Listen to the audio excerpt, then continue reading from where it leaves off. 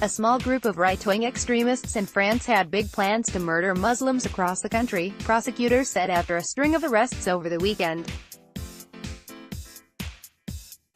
9 men and 1 woman were charged with terrorist conspiracy following the arrests.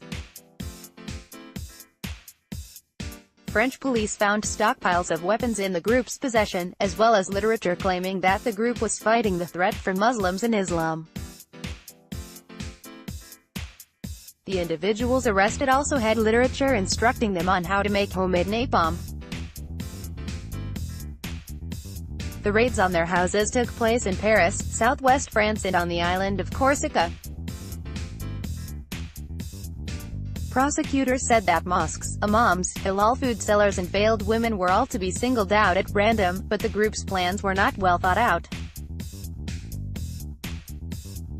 The individuals charged were allegedly part of a right-wing extremist group called the Operational Forces Action. Anti-Muslim sentiment has been on the rise in Europe after a wave of migration brought around 1 million newcomers from the majority Muslim Middle East and Northern Africa, beginning in 2015. The number of new arrivals has dropped substantially in recent years, but the changing demographics on the continent have sparked heated debates and caused political problems, from Italy to the Netherlands. Anti-immigrant, populist political parties have experienced a resurgence in this atmosphere.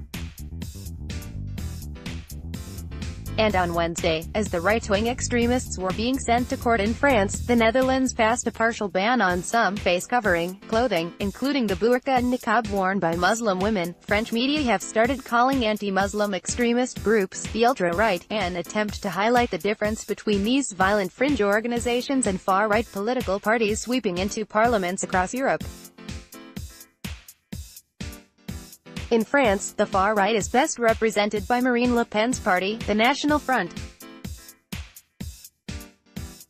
The National Front does not advocate violence against Muslims, but some members of the party have acted as apologists for groups like the Operational Forces Action.